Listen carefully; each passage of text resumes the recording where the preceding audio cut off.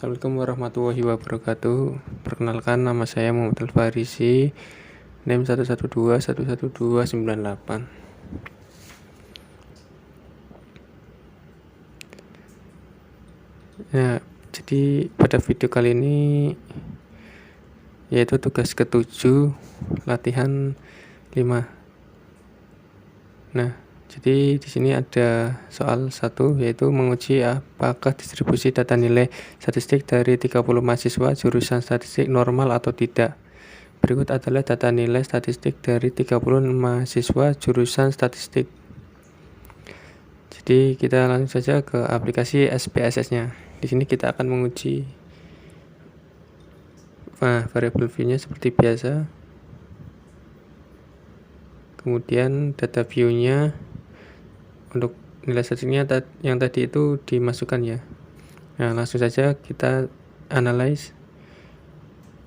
Kemudian parametric test. Nah, di sini ada legas dialog. Nah, carinya yang satu sampel KS.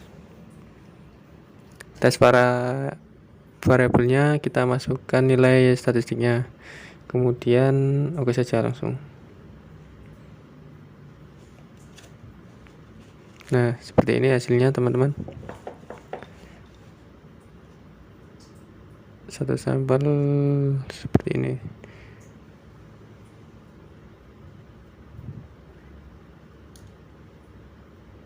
Asim 6-nya. Nah, langsung saja kembali ke soalnya. Nah, di sini ada analisanya, yaitu hipotesis H0 distribusi populasi mengikuti distribusi normal. H1 distribusi populasi tidak mengikuti distribusi normal. Kemudian pengambilan keputusan dasar, pengambilan keputusan berdasarkan probabilitas. Jika probabilitas lebih dari 0,05 maka H0 diterima. Jika probabilitas kurang dari 0,5 maka H0 ditolak. Keputusan terlihat bahwa pada kolam Asim 6 dua tilet untuk diuji dua sisi adalah 0,184 karena kasus adalah uji satu sisi, maka probabilitas menjadi 0,184 dibagi 2,0092. Di sini didapat probabilitas di atas 0,5 maka H0 diterima atau distribusi populasi mengikuti distribusi normal. Jadi soal yang kedua di sini, seorang guru ingin mengetahui bagaimana respon siswa dalam belajar dengan memberikan 4 metode yang berbeda. Pada minggu pertama diberikan metode A, minggu kedua diberikan metode B, minggu ketiga diberikan metode C, dan minggu keempat diberikan metode D. Masing-masing metode dilakukan pengukuran mengenai reaksi dan keaktifan siswa dalam menerima pelajaran yang diukur dengan skala ordinal 3 kategori, yaitu buruk, sedang, dan baik.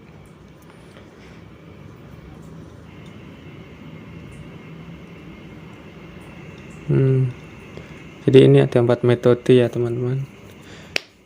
Langsung saja kita ke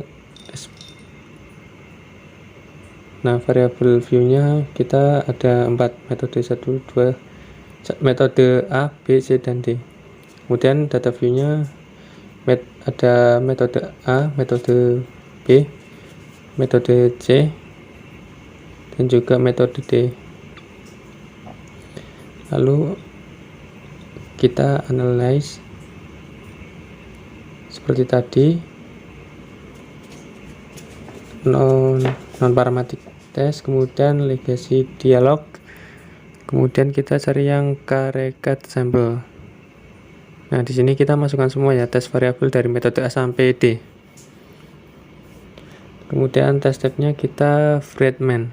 Kemudian kita langsung saja oke. Kita lihat hasilnya. Nah, di sini sudah keluar hasilnya. Friedman test statis. Nah, Asim 6-nya di sini ada 0,03.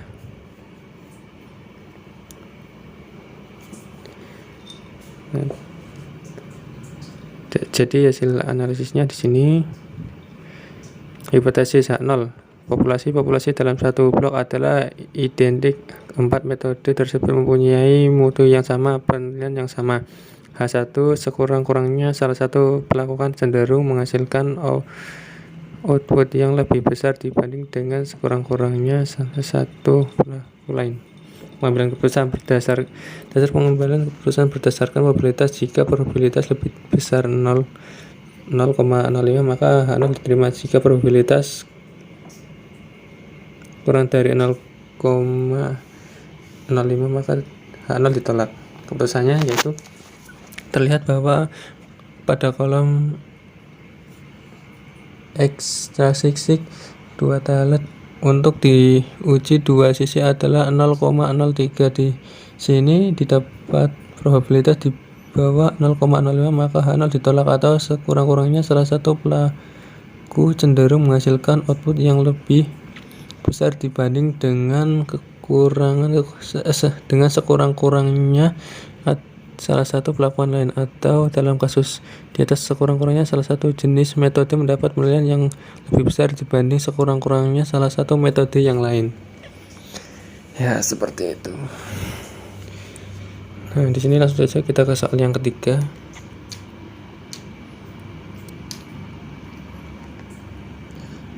Untuk menguji apakah obat kuat pengaruh terhadap kekuatan seseorang berlari mengitari stadion. Sejumlah sukarelawan mengitari stadion tanpa minum suplemen sebelumnya. Beberapa hari kemudian, sukarelawan yang sama dengan meminum obat kuat berlari mengitari stadion berikut adalah. Nah ya, ini berikut adalah datanya.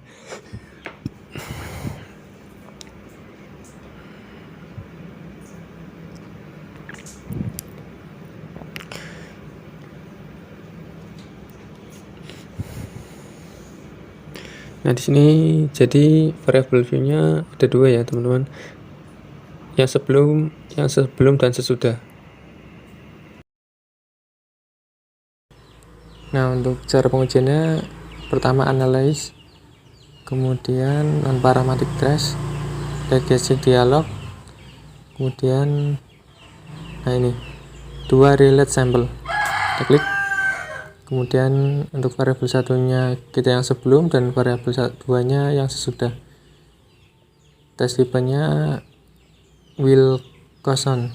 Kemudian oke.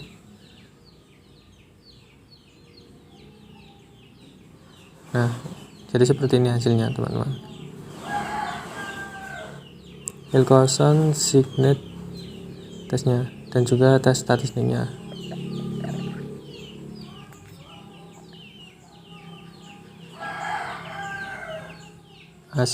Nah, di tes statistik ini ada asimsik 0.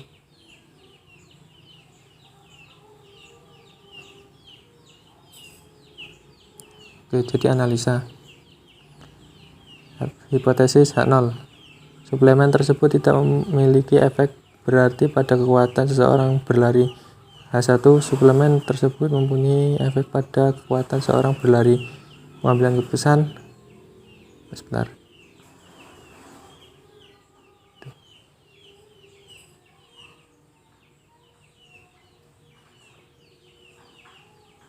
Nah, pengambilan keputusannya dengan membandingkan statistik hitungan dengan statistik tabel. Jika statistik hitungan kurang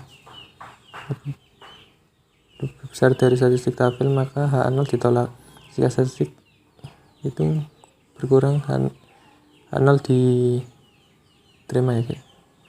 Statistik hitung menghitung statistik uji dari Wilcoxon. Dari output terlihat dari 10 data ada 2 data bernilai negatif dan 7 data bernilai positif dan 1 data yang sama. Dalam uji Wilcoxon yang dipakai adalah jumlah beda-beda yang paling kecil. Karena itu dalam kasus ini diambil beda-beda negatif yaitu 7. Lihat output dilihat dari output kolom sum of rate. Nah, di sini.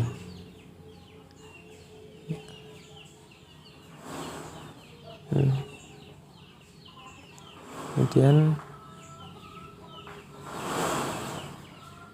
dari angka ini dapat diuji Wilcoxon adalah 7. Statistik tabel. Dengan melihat tabel Wilcoxon dapat dilihat pada tabel statistik untuk N yaitu 10. Jika salah satu sisi dan tingkat signifikan 5%, maka dapat statistik Wilcoxon. Keputusan karena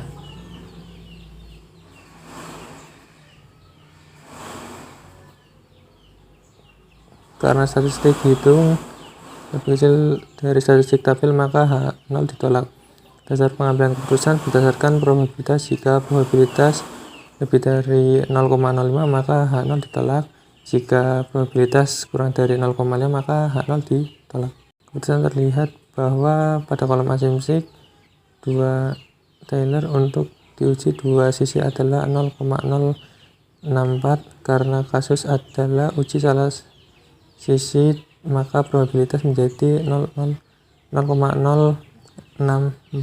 sama dengan 0,032. Di sini dapat probabilitas di bawah 0,05, maka H0 ditolak, atau suplemen tersebut memang mempunyai efek yang nyata terhadap kekuatan seseorang berlari mengitari stadion. Nah, kurang lebihnya seperti itu dari saya. Sekian, terima kasih.